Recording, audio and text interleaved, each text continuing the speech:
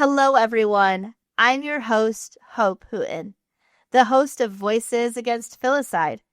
Thank you for listening and for being a part of this mission. Together, we are raising awareness, educating, sharing resources, and keeping the voices of these children alive.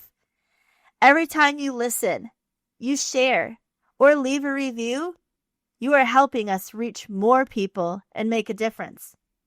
If you'd like another way to support, we have a Voices Against Filicide merchandise shop, where shirts, hats, mugs, bags, and so much more.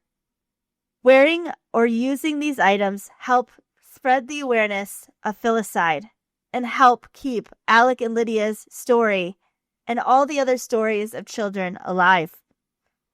This builds community and the dedication for change. You can find the merchandise at voicesagainstfilicide.odoo.com or through the link in the show notes. Thank you for standing with me as we speak truth, honor their lives, and fight for change. Trigger warning. The following podcast contains content that may be deeply disturbing. You will hear first-hand accounts from parents and family members who have lost children to filicide, the murder of a child by a parent or caregiver. These stories are raw, emotional, and shared from the perspective of those who have lived them. They include details of unimaginable loss, system failures, and trauma. Please take care while listening. If at any point you need to pause, stop, or step away, we understand.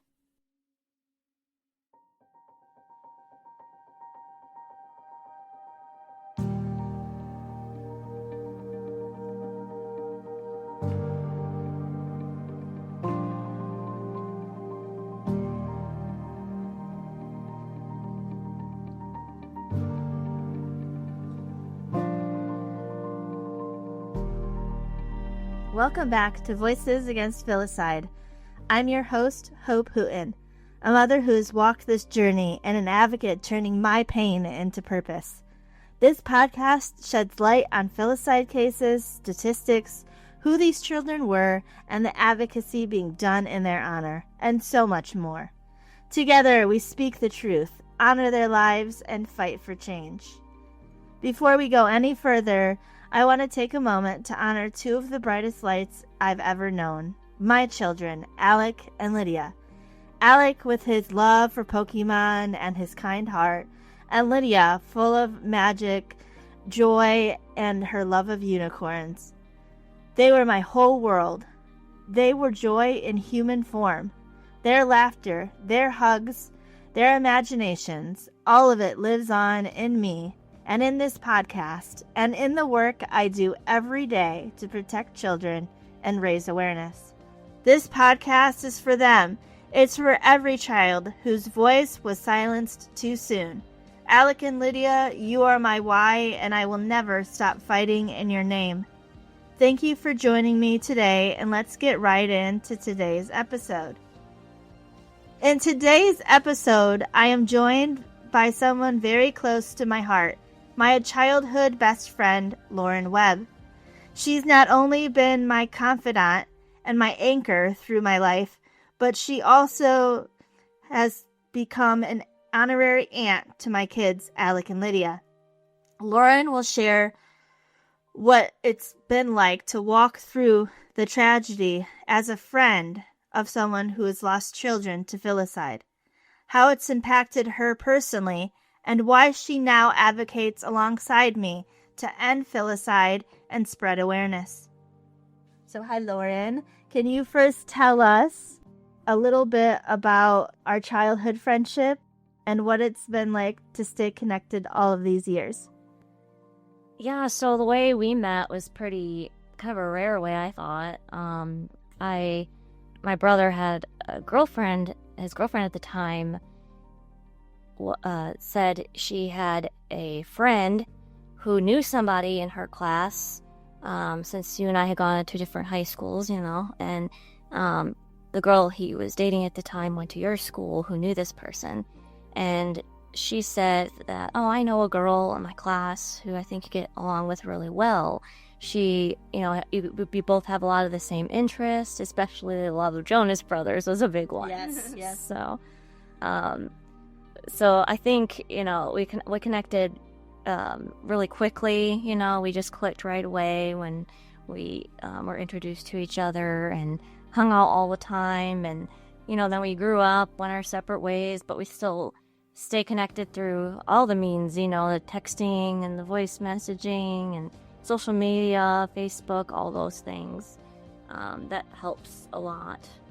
Yes, and it was such a unique way to meet a friend, but it's been a long-lasting friendship, and we've been friends since we were 17. So I think that that's amazing. She is one of my dear, dear friends, and she is more like family than she is a friend. Yes. Do you remember the first time you met my kids? Yes, I remember just how bubbly they were, and I remember meeting them at your house in Arizona, and that's where that's where you had your children and built your life there, and it was really sweet to meet them. They were really wonderful children. Do you have any favorite memories of Alec and Lydia? And if so, what are those? Yeah, I remember just going on a hike with all of you. It was a lot of fun, and I could tell Alec really liked nature a lot because of his trail life. He really enjoyed the nature and just checking out all the bush, all the cacti and all the landscaping there, and they were both having a good time in the water and the waterfall that was there. And I just remember enjoying being around them. Like, especially remember Lydia with her corner for arts and crafts that she had at her table. That was a lot of fun. She was very creative and very talented child. Yeah, like I always say, she loved her arts and crafts, and she was really good at drawing and doing things even as a small child. So now we're going to talk about our marriage, Brock and I, and red flags that were in that. The first question is, since you also knew Brock, did you ever see any red flags in our marriage before we separated? And if so, what were those? Yes, I remember the red flags. At the time, you didn't think much of it, didn't dwell on it. But in hindsight, after everything happened, indeed, they were red flags for sure. I remember he would talk about finances a lot in such a protective, guarded way. And he would make comments like that he wants to retire, and he was only 35, you're 34, really young. And so I'm like, why retirement? 30s, it's a little different. And I remember too, he would make just little comments he would make about things, like how he said he would have to take you to work and the kids to daycare, drop you all off on his way to work in Phoenix, and it was quite a commute, and it sounded more like a burden to him, and to me that was a little strange, because it shouldn't be a burden to your wife and children. You should enjoy doing those kinds of things. Yeah, and those are red flags to me now, and so I can see those as well. So any of those moments that you just discussed, did any of those stand out clearly to you when everything first happened? Was there one specific moment that was like, oh, he has some issues, or he might be unstable? Yeah, I would definitely say so. Mannerisms, behavior, and I mentioned this before, but there was a moment when how he treated you when I was there, and talking about your parents and who passed on at this already, and I didn't care for the way he would talk about certain things, especially personal things like that. And so the way he would talk about, especially trying to the whole transportation thing, just didn't seem normal. So yeah. And he was also very, I don't know the right term, very brash with how he spoke about my parents, and it was not in a kind way, even though he knew my parents and was a part of my family for, over a decade, with us dating and then marriage. Once they died, he became very, like I said, brash and aggressive in his language towards them, which I hadn't seen prior to them passing away. So that was, for me, in the marriage, that was something that I also noticed, and that continued up until the day that we separated. So jumping forward, the day of the filicide, so this is getting into more of the deeper nitty-gritty of the filicide and what happened to Alec and Lydia, but can you take us back to the moment you first heard about what happened to Alec and Lydia? How did you find out, and what was your reaction to finding out? Yeah, I remember it wasn't too long after I got home from work, because it was a Monday evening, and I have a routine, and so I was doing my routine, and I was like, well, let me just do one more thing real quick, and I'll call her back, and I listened to the voicemail first, and it wasn't Hope, and I was like, this is weird. Someone's calling me on Hope's phone, but it's not Hope. And my first initial thought was like that she was hospitalized or something serious had happened to her personally. And after I got done with some of the stuff I wanted to get done, I called back, and Hope's pastor answered the phone, and that's who had also left the voicemail. And she told me what happened, and I had to have her repeat to me like 2 or 3 times because I didn't think I heard what I heard.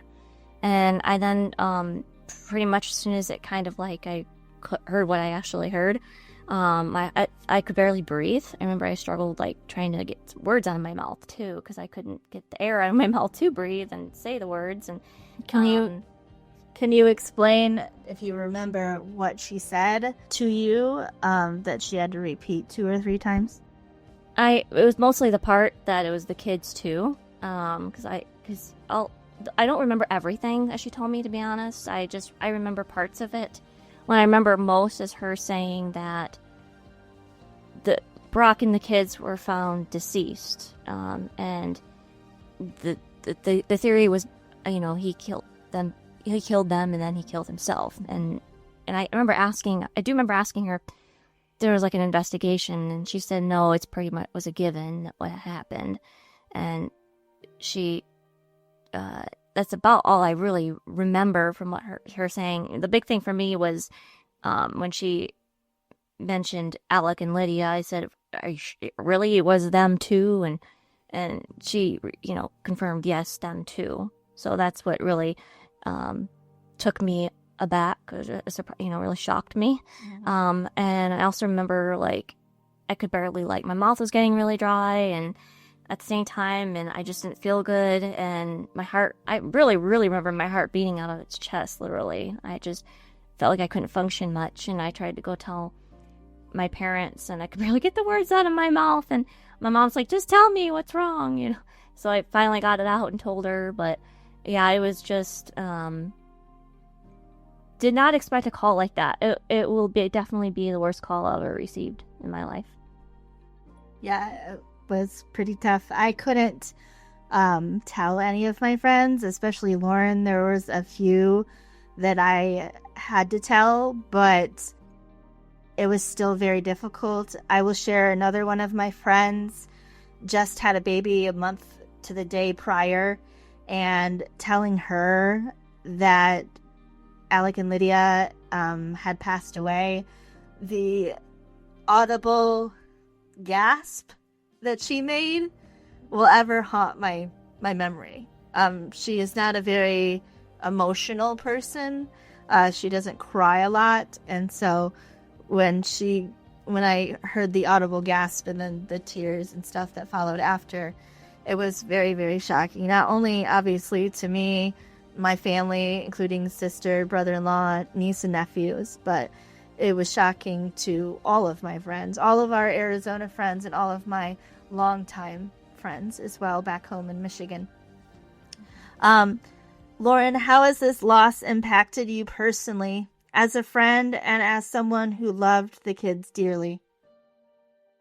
Well, I never thought I'd have to walk a friend through this journey, but here we are, and I'm glad to be alongside you and support you in all of this. I mean, who thinks they have to go through this? I know no one expects it.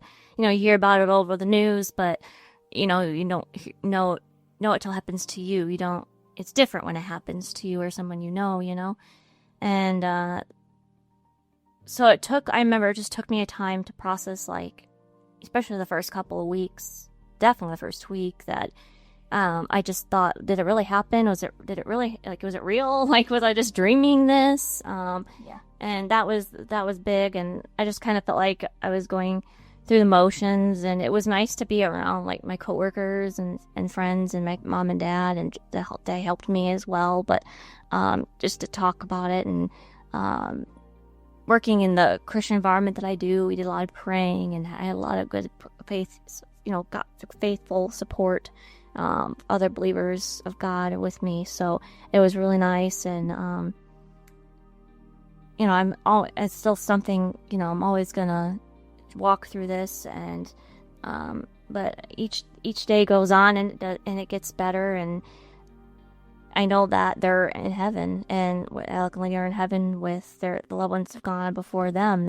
Especially their Nana and Papa, and so I know that they're being well taken care of. And having known the kids, I know they would not only want their mom but their aunt to be able, honor aunt to be able to talk about them and move on with life in their way, and be able to help advocate for them, especially alongside their mom. I think that's super special. Honestly, I think our friendship was strong prior, but I think our friendship since Alec and Lydia's passing has gotten even stronger. The next thing that we're going to talk about is support and advocacy. You have been such a source of strength and support for me. What were some of the ways you tried to be there in those first weeks and months after Alec and Lydia's passing, for me specifically? Yeah, I think it was like 2 weeks when I saw you for the first time after it happened. And we spent like a whole week together. I'd come back to Michigan to see you and my childhood home that I still had or have. And so I just remember thinking, like, praying to God, like, okay, when I see Hope, what do you want me to say or do? What should I do? Is there anything I can even say or do? And I was like, I'll just kind of follow her lead in a way. And so when you got out of the car and I saw you, the first thing I just thought of was to hug you, honestly. And it was a lot of hugging that week. I remember we talked about a lot of hugging. Lots of hugging. I'm a hugging person, but I was way more huggier that week for sure. And she definitely noticed it. But it was perfect the way it was all natural how we coped with it with each other first time after everything happened. I think she let me lead what I wanted to talk about. If I wanted to talk about the kids, we would talk about the kids. If I didn't want to talk about the kids or talk about something else, she would talk about that. She gave me space to grieve, but she didn't make it uncomfortable for me, meaning she didn't ask questions. And I think that helped because it gave me a space to be able to grieve in a way that I was leading the grieving. So that was super important to me. I know you've also taken steps to help raise awareness with me, like inviting me to speak at your workplace at the Assemblies of God headquarters in Springfield, Missouri. Can you share what that experience was like, both for you and your coworkers at your workplace? So, ever since your speech, I've had quite a few people approach me anywhere, in the elevator, hallway, wherever, and just tell me like how they almost are speechless, honestly, when they're talking to me in a way. But they say your ministry and your mission is wow, it's powerful, and that it's just amazing what you're doing, and that you can even like get up and just talk about it like you do. The first thing, like when people ask me about you, and when they talk about that is, I just say, Hope is the strongest person I know and will ever know, and that God is with her every single day. And I remember like you had a standing applause. I didn't expect that. That was really like heartwarming and moving. And I was grateful that you had the opportunity to do that. I've had people come up to me too, telling me after that they've taken that QR code, looked up on the website. So like it's impacting, they're doing all the things you want them to do. So yeah, I think it was really impactful for me too, because I had done other smaller public speaking engagements, but this one was the one that I was actually planning for, and it was like a good 8, 9, 10 months that we planned this and had this in the books, and it finally came to fruition. And I think the biggest part for me, speaking at the Assemblies of God headquarters, was when the general superintendent of the Assemblies of God headquarters, his name is Doug Clay, he came up after I spoke and prayed for me in that moment, before I even left the podium. And everybody was standing, and they had their hands outstretched, and they were praying for me and the mission of spreading awareness of filicide and honoring Alec and Lydia. And that is truly something that I will remember for the rest of my life. So I think that's amazing. What drives you to keep advocating against filicide, even as a friend of the family and not a direct parent or family member? We're so close to friends, like you kind of said earlier. We're basically family. We're friends that become family, right? And so, Alec and Lydia were just as much as a niece and nephew to me as much as my nephews are to me, and that are blood related. And I just think like this isn't talked about enough. Filicide. I mean, you hear about like murder, suicide, and you hear about suicide, and you hear about murder, but you don't hear about like this whole filicide, and so thing with the parent, deliberately, wanting to kill their child. And so I think this just needs to be talked about. It's rare. It's rarely talked about. It's becoming, these cases are increasing, and they probably will increase if we don't do something about it, however that's done. Yeah, and then going back to, you're talking about filicide, I know you kind of touched on it, but before this happened to Alec and Lydia, did you know what filicide was? And if you didn't know what it was, how did you find out what it was?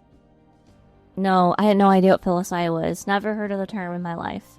I don't know exactly what point, but shortly after it happened, I want to say it was like probably when I saw you for the first time in person, and you just was telling me all this information and statistics and such from what you had learned since everything that had happened. It was from you that I learned what filicide was.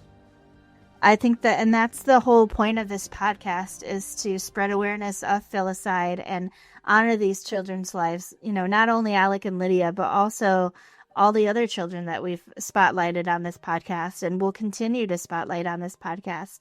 And I want everyone to know that we are fighting in family court to change laws to make sure that filicide and the safety of children is at the forefront, and that children that not only have died of filicide but have been abused in the family court system are protected. And that is what our mission is. And I just would like any and all support for that.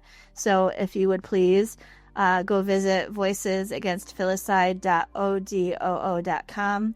And there's information on the Alec and Lydia Act there that we're trying to pass in Arizona, as well as my social media page, Hope in the Pain, wherever you find your social media.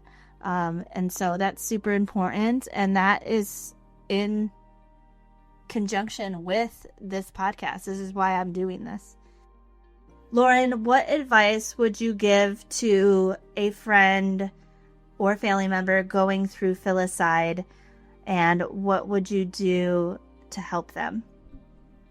The key answer here is just actions speak louder than words, honestly. And, like I kind of said earlier, you just kind of follow their lead. And, as long as Hope and I had been friends, we know each other well enough. We know our hearts. And so she knew I didn't have to really say anything. And when I did, it was at the right times. And so it was more about actions than words.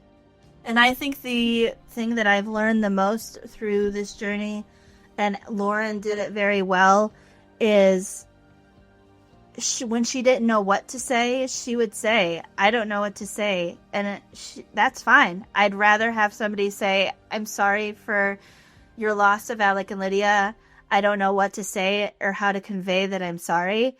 And that's perfectly fine. I'd rather have that than the platitudes that come along with grief, because oftentimes I want to let you know that those platitudes aren't helpful, and sometimes they're more damaging than anything to our psychological state at that time. Because, to be honest, yes, Alec and Lydia are in heaven, but in my experience, I do not believe that this was a part of God's plan. God let this happen from Brock's actions, but it was not a part of God's plan. And just like we say when like older people pass away, they're healthy and they're happy in heaven. I don't necessarily think that applies for a child that dies in any manner. So I don't think that those platitudes are helpful. So please, it's better to say nothing than to say something and make the person going through that loss struggle even more. So please be aware of what you say. For our audience, is there anything else you'd like to share about Alec and Lydia, or the importance of keeping their memory alive? Alec and Lydia were just bright, beautiful children. They loved life. They were good kids. They loved their friends and their aunt. And I remember, every time since we lived long distance from each other, every time Hope called me, she made sure the kids were on the phone and saying hi to me, or they would tell me about their day or whatever it was they were doing. And I'd hear their laughs or hear them doing, playing in the background, whatever they were doing. And I'll never take that for granted. I look back, of course, how important that is now. And sometimes I would even be able to talk to them on the phone too. So, can you share about how important Christmas was to you, to give them gifts, and what you gave them for Christmas? Because it was super special to them, and I still have everything you gave them. Yes. So, for Christmas, I got the kids like plush Jesus dolls that were like pretty large, and they loved those so much. Like Hope sent me a video recording of them thanking me for it, and they were like super ecstatic. Like I don't think I've ever seen them quite that happy before. It was really nice, and it was like the bestest present I think they said ever that they ever received that Christmas. And before that, like a couple months before that, I had given them Bibles through my workplace called Fire Bibles, and so they could have their own Bibles. And they had their names in there, and it was kids' Bibles that they really enjoyed as well. I took everywhere with them, and I hope has kept those. So, yep, I kept all of that stuff, and their Bibles were super important. I did want to also say they had an extra set of Bibles at Brock's house, and we donated that to the local church that we went to. And last summer, I got a phone call from the kids' ministry director stating that a little girl in the congregation around Lydia's age was going to get baptized, and they were going to give the extra Bible that Lydia had to the little girl. And so that's super special that somebody has that Bible that Lydia had. So you never know, even the little acts that happen every day to keep their memory alive is super important. Thank you so much, Lauren, for being a part of the podcast today. I wanted to share with our audience some resources for grief. And so Here they are. Before we close, I want to take a moment to share some important resources. If you are a friend or a loved one walking alongside someone who has experienced a tragic loss, please know that your grief is valid too. Supporting a grieving family while also carrying your own pain is heavy, and you don't have to do it alone. Some places that may be helpful is the Dougie Center, a national organization that supports children, teens, families of grieving and lost individuals. The next resource is What's Your Grief? This is an online community with resources, articles, and support groups all across the country for all types of losses. And the last one is something that I do every month at our local chapter. It is Compassionate Friends. It is a national nonprofit organization providing comfort and support to anyone grieving the loss of a child, sibling, or grandchild. And yes, you can be a friend and still go to Compassionate Friends. You can find local chapters of Compassionate Friends all across the country at their website, Compassionate Friends. If you are ever feeling overwhelmed or in crisis, please reach out for immediate help. In the United States, you can dial 988 to connect with a suicide and crisis lifeline, available 24/7. It's free, it's confidential, and you are not alone. And support is out there. And if you have a story of filicide to share, please join our community page at voicesagainstfilicide.odoo.com. Your story matters, and together we can raise awareness and fight for change. Lauren, thank you from the deepest place in my heart for being on the podcast today, and more importantly, for being such a constant source of love and support in my life. You've been more than a best friend. You've been family. You loved Alec and Lydia as if they were your own. You've carried their memory forward with me in ways that give me so much comfort. The ways you've stood beside me, even in the darkest of days, has helped me survive when I thought I couldn't. And the way you continue to support me, not just as a friend, but as a voice for advocacy, reminds me that healing isn't something we do alone.